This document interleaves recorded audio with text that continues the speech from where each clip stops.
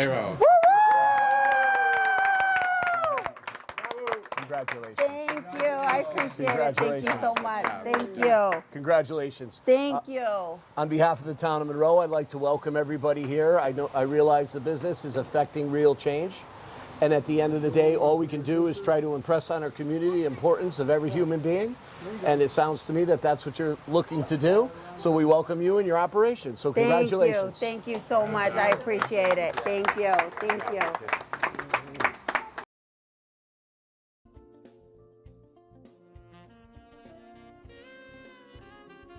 So Parents Matter came about, just so everyone knows, there was a disheartening situation that took place in Bridgeport Public Schools where they announced the 6 schools closing, and the parents didn't have a voice.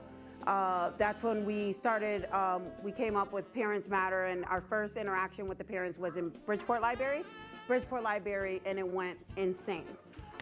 So my goal with this program is, yes, it's a parent center, but also a youth center. So coming from a dysfunctional childhood myself, you know, and I grew up being angry at my mom. I thought it was my mom's fault for the way that, you know, the things that was going on with me, what was happening to me. I know there's kids here, so I'm gonna keep it very PG, but you could basically fill in the blanks. And it took for I ended up incarcerated, and it took for my incarceration to literally realize that it was not my mother's fault. She was only teaching what she was taught in the moment of dysfunction. And that's when I said, this is not for me. Even though I went in as a youth and I came out as an adult, I said I have to do something, but I don't know what I'm gonna do. Sitting in a cell for over 10 years, okay, really gave me the opportunity to think about everything. I was reading, you know, the things that people don't think that you would read, because I wanted to truly educate myself. And in there, I was given the vision and to come out here and birth it, which was accomplishing real change, where real change is accomplished. There's a thing that we're not really tapping into, and that's the parents. We can't assume that the parents know how to read or write. We can't assume that the parents know how to advocate for themselves, and we can't assume that the parents are comfortable enough to ask for help. So this is a safe space for parents to understand that they can come here and they can ask for help. We give them the tools and resources that they need. You know, even if it's legal questions, we've teamed up with unfortunately she couldn't make it today, but we teamed up with Honorable Judge Carmen Lopez, who's retired, and she's going to, like, if you guys have any questions about, hey, there's this situation going on, is this legal, da-da-da-da, she will be the point of contact. So it's basically about educating you guys at the end of the day. You don't need a degree to become a lawyer or to advocate for yourselves. You just need to, because a lot of people, what they do is they use these big fancy words that intimidate us. And so what I do with the big fancy words is I'll break it down so that when you hear it, oh, that's what this means. No, thank you. Or, okay, yes. So it's a bunch of resources from housing. Recently, I know a lot of people know me. A lot of people got to know me because I was the endorsed candidate by the mayor for Bridgeport Board of Ed. And I was the top primary winner in September. Why am I not there is because I withdrew after I saw the absentee ballot fraud. And I said that I don't want to walk into a seat that's a cheated seat. I'd rather walk into a seat that's an earned seat. My time will come when it's time to come, but I believe that that was my moment for exposure. And that's how people, you know, really got to know me. So basically, you know, I'm super excited about this. I pray to God that, you know, there's so many obstacles that took place. One of them being, and I believe that things happen for a reason, obviously. One of the things that I didn't know too much about was housing, you know, and how I can help people with housing, parents, because that seems to be, there's a housing crisis everywhere at this point, right? People are coming up. And unfortunately, recently I was evicted from my apartment that I lived for 5 years. And this is the first time that I'm publicly saying this, and I'm not saying it, I'm saying it because I think I want you guys to understand this passion of mine. I'm currently still homeless, but that's not gonna stop me. That's not gonna stop me from pushing forward and to pushing out God's assignment that He has trusted me with. So I know that these obstacles have come, and I'm just gonna keep pushing forward. So that gave me the ability to go ahead and tap into the housing crisis. Why are New York landlords coming and buying massive amount of properties and evicting like they did me, 30 families on East Main in Bridgeport. I was one of them. Got evicted because the landlord came and jacked up the rent from $1,500 to $3,700. Unfortunately, 400 feet away is the first soccer stadium that they're building. So I could put two and two together, but it's an unfortunate circumstance, but it's a circumstance that happened, that needed to happen. And although I could have swallowed in pain and all that stuff, and depression, I said, no, let me figure out, and I've uncovered so many things. We've also helped the family out to embrace her mental health diagnosis, because there are rules and regulations and state laws surrounding housing that a lot of people don't know about and that they don't shine light on. One of them being, if you have a mental health diagnosis, you can't really get evicted just because, there was a person who was acting out, but she was so scared to let them know that she has schizophrenia. She came to me asking for help, took her to court. Section 8 withdrew her housing paper and said, okay, we didn't know that. So it's all about educating and letting you guys know it's okay. A lot of us, what we do is we judge. We shouldn't be judging. Another thing with me is accomplishing real change is the bridge, the arc. I'm tired of competition. This should never be about competition. Whose organization is better than whose? Who should help who? Who's better than who? No.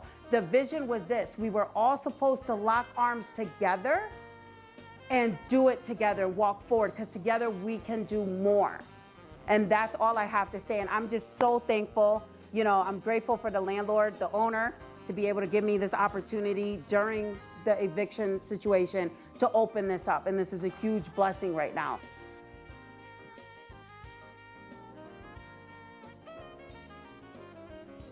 In Monroe here, I helped start a SEPTA group. Nice. Which is, a special education PTA, because we didn't have one in Monroe. Some towns do have them. I know Stratford has one, Fairfield. I don't know if Bridgeport has one or not. I don't recall. I don't think so. I think Stratford and Fairfield do. So we decided to do that here in our town for the same reasons you just identified, is that so many parents were so baffled by that whole topic. Everyone has specific needs, so they think, but then you put them in a room with 20 others, and guess what? All of that starts to meld together. Mm-hmm. They have all kinds of concerns about the educational process, the right services. Are we drilling down on the right things to help the parents? The parents need as much help as the children trying to deal with all these unfortunate circumstances, And they're burnt out, they're fried. They go to the schools, they don't get sometimes the response they're looking for, or they don't feel that they're getting guidance. And advocates, they have to hire advocates, which are so expensive, to sit down at the table with them, and then from there it goes, you have to hire lawyers now on top of the advocates, and all you do is you hold your wallet open and hope for the best, and it just drags out like any good court case could, I guess, and it just like you spin your top and go nowhere. So we put together a group, which I can introduce you to the new, principals of that group, the ones that are now in head of it. I gave up that role now because we have our bylaws said, you can't just get stuck there. Every 2 years we keep moving it freshly down the road. And so I can introduce you to the president there, because with your connections and knowledge on top of what they've tried to do, which pairs up with what you just said, they might be able to help you get resources and awesome. And you can compare notes as well. Yes, I love it. I love it. Thank you. Yes, thank you. Thank you. Mr. Lavaggio, first of all, I have to say, thank you for everything, and God bless you. As a dad, as a leader from Bridgeport, as a board member now, we almost 20 years in the district. I'll take out my hat for you. You know why? Because when you drop and you say, I'm not going to run this situation, but the board member, I said, that's a leader. Because you don't follow that negative. people. You don't follow that negative situation. You don't follow that fraud. All this stuff. Things because we have to say the truth. Things happen in Bridgeport. And so that's mean you stand up and you say, no, I'm not playing. I'm not nobody's puppy. I'm very proud of you. Thank you for everything. You're a fighter. As a dad, as a leader, I am and everything. As my other colleagues, here always, Mr. Rest and his family. Thank you. Really appreciate that everything you do for Bridgeport. And you're always gonna have my support. And you not never go away. So thank you for everything. I appreciate it. Thank you.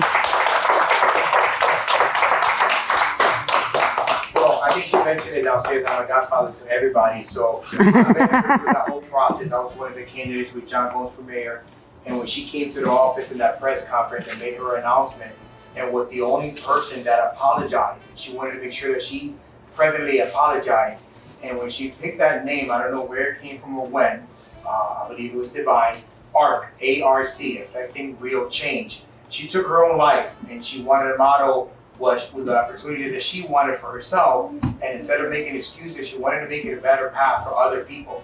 So that's why we kind of like clicked right away. We had a few conversations on social media, and then we had that original encounter. And since then, she has given me the free will to speak with her, to give her advice. So she's never shunned away from hearing from other people. So I know that she wants to collaborate with a lot of people, so I thank you for your collaboration, because she's never known to be saying that I have all the answers, but you know what, I want to find those answers for those parents, for the organization, for that community, for that school, for that, for anyone that needed something. She always wants to have a voice to say, you know what, I can help you, let me find the people. And I think that I admire that of her, especially being a single mom, and just pushing forward to do better, not only for others, but for herself. But she's doing it through others first.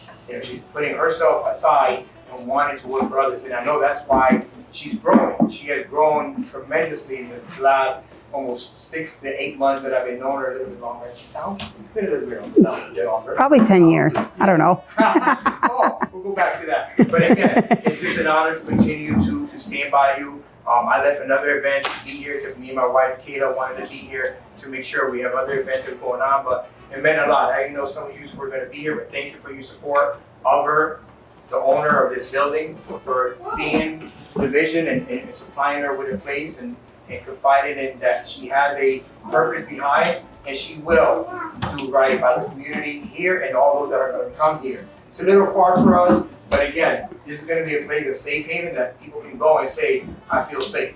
And I think that's what she's trying to do here, build a safe place for young people and for parents to come and find resources to find answers. And she's going to be building a workshop that she has the support of the community and some of us. So if I can say a few things. First of all, thank you for sharing your situations in life and overcoming them and putting people first, right? You have to put people first. I think in life you have to care about people.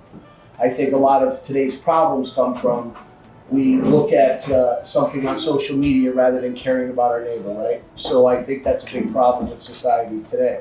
As far as Bridgeport elections, I won't go there. I'll stay far away from that. However, what I will say is Monroe, in a large degree, is a suburb of Bridgeport.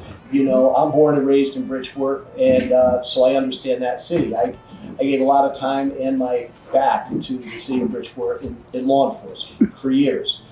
So that being said, I don't know if you have been in contact at all with the Center of Family Justice.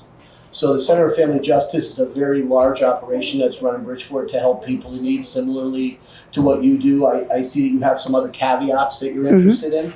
But now Monroe does have a liaison, and it's never been done before. Scott Redfern was appointed liaison from the town of Monroe, from my office, to the Center of Family Justice. So that might be a useful operation for you to reach out to. It's run by Deb Greenwood, who anybody who's made contact with her, she has a heart the size of the Rock of Gibraltar, if you know what the Rock of Gibraltar is.